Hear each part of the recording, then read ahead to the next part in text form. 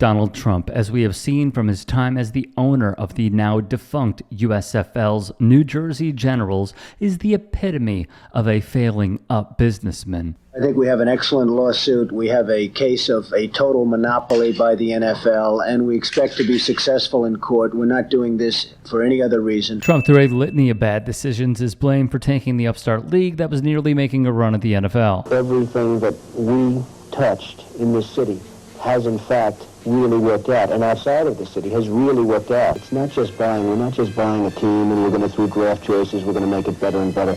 We're creating a team, but we're creating a whole league. Donald was hell-bent to get into the NFL, either via an accommodation or a merger or a court case, which, in my opinion, he hoped would lead to a merger. He gets the Generals. We need to move to fall. We have to move to fall. We need to take on the NFL. Immediately. Yeah. Trump had gone on to publicly state legendary coach Don Shula wanted a Fifth Avenue apartment at Trump Tower if he were to coach the Generals, Trump's team, and Shula would respond as such. I've decided that I'm not interested in the United States Football League and the New Jersey Generals in particular, and contrary to reports that I was on the verge of signing, that was not true. He mentioned that I was on the verge of agreeing to an offer, and all he had to do was agree to the things that I wanted, a condominium on Fifth Avenue. But I guarantee you, it wasn't down to that. Here was the result. It would take a lawsuit, and lawsuits were one of Donald Trump's favorite sports. He pressured the other owners into joining him. The results were disastrous. I believe that Donald felt that he could single-handedly win the trial. If you talk to Donald today, I'm sure he'll tell you that that was not a defeat. But the key is whether the USFL won, and that's won in quotes, won the trial or not. The fact is that the USFL is not playing today. Exactly. And this defeat plus. Pete Rozelle says to him, as long as I am with the NFL, as long as my heirs are with the NFL, you will never have a team in this league. Because he saw him for what he considered him to be, a con man. The NFL's commissioner at the time, Pete Rozelle, basically telling him to kick rocks. Your San Francisco quarterback, I'm sure nobody ever heard of him, that NFL owners don't want to pick him up because they don't want to get a nasty tweet from Donald Trump. Do you believe that? So I think President Trump does view this as an easy, comfortable political fight, much more so than healthcare, which is dividing his own party, dividing his base, much more so than taxes, which is one of the most contentious issues. But this is a crucial week for those two domestic legislative priorities of the president. I think it's very disrespectful to our country. I think it's very, very disrespectful to our flag. Led some to believe that Trump's anti-kneeling stance and attacks on the National Football League was spearheaded from his time as owner of the New Jersey Generals. Now, someone he has a lot in common with. Team owner Dan Snyder reportedly met with NFL Commissioner Roger Goodell.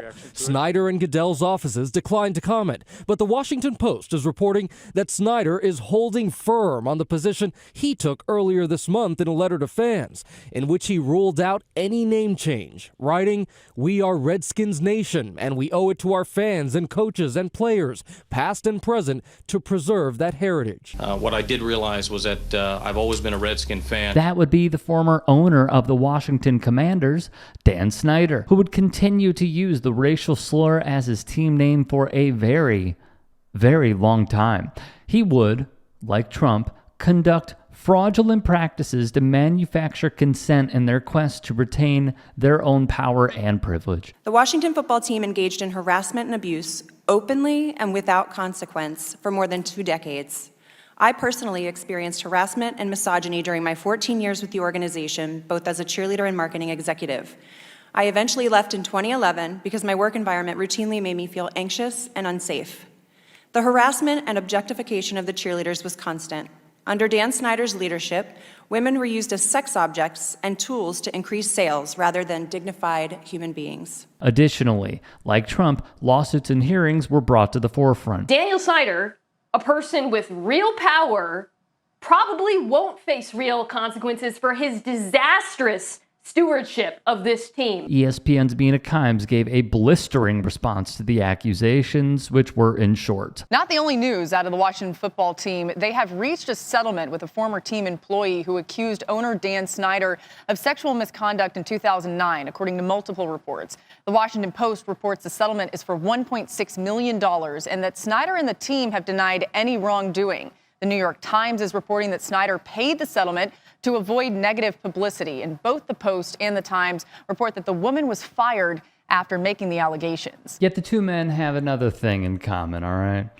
Donald Trump, as we know, was the star of The Apprentice, with Mark Burnett serving as EP of the show, kowtowing to Trump's every move and adding to the real estate mogul's rise in American politics.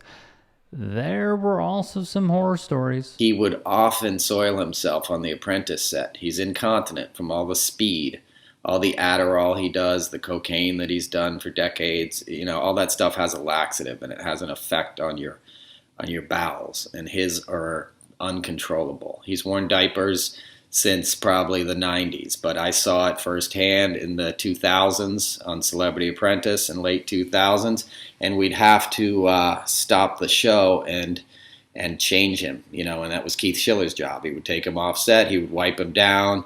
Our nickname for Keith was Wet Wipes. Noel Kassler, a comedian who would speak with Midas touch on his time working on the set of The Apprentice, spoke out. He'll also do it in a rage, and this is where it gets really drug-related. He'll start to freak out. You know, one time there was the word arbitrage on a cue card, and he started screaming that the script department was setting him up. You're setting me up! And he just freaked out and then very loudly evacuated his bowels, and you could smell it. You know, and the guy who was holding the boom mic, you know, was tearing up. So when you hear Diaper Don, it's not a joke. He tries to hide it. I'll give you one more fact. If you look up the video of him when he was doing the WWF thing, he tackles a guy on the ground outside of the ring, and you can clearly see the outline of the Depends in his pants. And that was back in the early 90s. We were exposed to many tales on the set of those shows because courageous folks spoke out to inform us of the man he is and the president we may have. Thus, Snyder, a billionaire, invested in a movie titled, well, The Apprentice, which premiered at Cannes Festival. He is, per reports, furious with Trump's portrayal. It would not be the first time, by the way, that Dan Snyder would be giving some of his wealth to another very wealthy person in Donald Trump. Per the Washington Post and columnist Dan Steinberg's write-up, in 2017, Snyder donated $1 million, according to a federal election commission filing at the time. Politico would report Snyder's wife, Tanya, also donated to Trump's campaign, along with Jeb Bush's. In 2020, there was a little shock when Snyder made another donation to Trump. There is a pattern. They are buds. They're tight. It's obvious because they have shared interests. Esquire's Bria McNeil would put the following in her piece. Snyder put money into the film believing it would depict Trump in a positive light. However, it did not. And he's in a fit of rage over what he saw. Now, one maybe shouldn't be surprised considering who we are dealing with, but nonetheless, you know, Snyder's ticked and it's having a snowball effect with him internally. Behind the scenes, a nasty battle has played out between the Snyder-backed company Kinematics and the filmmakers over the creative direction of the film. Snyder finally saw a cut of it in February and was said to be mad, real mad. Kinematics' lawyers were enlisted to fight the release of it, and the cease and desist letters began flying.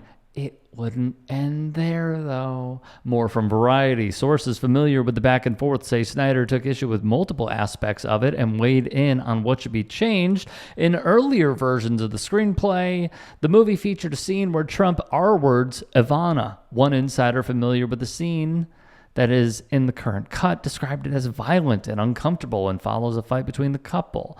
In a 1989 divorce deposition, Ivana accused Donald Trump of R-wording her. Ivana, who died in 2020, later refuted these claims in 2015, basically saying that the story was made up, there's no merit to it, we're friends, blah, blah, blah.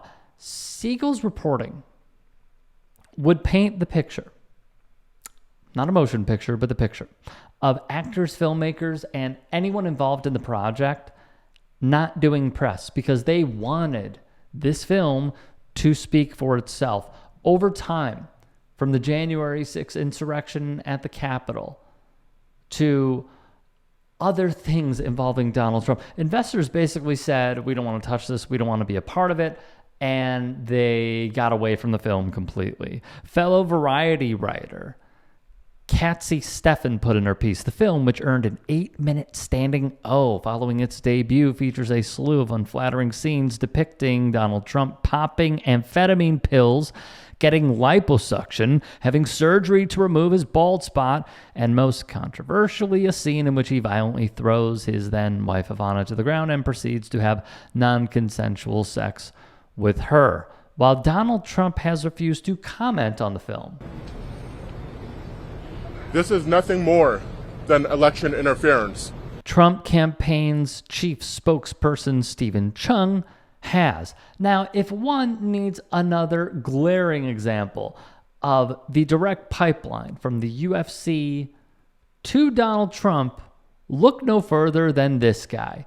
Chung's last job before entering Trump world may partially explain his coarseness. He was director of comms and public affairs for the UFC, a brutal mix of wrestling, kickboxing, and BJJ. It would be tempting to dismiss him as just a foul-mouthed bully, a staffer Trump latched onto because more respectable operatives wanted nothing to do with him. Via Mother Jones, Chung was in charge of comms and worked closely with UFC's president Dana White, a longtime Trump crony and big-time donor and, bootlicker. At the organization's Las Vegas HQ, Chung was regarded as a wordsmith. From Mark Ratner, the UFC's VP for Regulatory Affairs, Chung's a sharp guy, and you could tell right away he was a good writer. In a statement, Chung told the press after the release of the film, "We will be filing a lawsuit to address the blatantly false assertions from these pretend filmmakers." I mean, come on, man. This garbage is pure fiction, which sensationalizes lies that have been long debunked. The Daily Beast said more. Chung went on to blast the film as election interference by Hollywood elites. Oh, jeez. On the same level as the criminal charges brought against Trump in 4 separate cases over the last year, which Chung termed the illegal Biden trials. Chung would add the film as pure malicious defamation, should not see the light of day, and doesn't even deserve a place in the straight-to-DVD section of a bargain bin at a soon-to-be-closed discount movie store. It belongs in a dumpster fire. We have gone over so many times about how Hollywood elites are really not the people that Republicans claim that they are. These crazy vote blue no matter who people. It just isn't like that. There are plenty of conservatives. There are plenty of people who are in the MAGA base that are involved in the upper echelons of Hollywood. It is a long debunked myth, but for Stephen Chung, it doesn't really fit the narrative. If you can and are willing, please become a paid member here at TYT Sports. And or go to tyt.com/join. In addition, you can follow me on Twitter, Instagram, and TikTok. Appreciate it. Have a great day.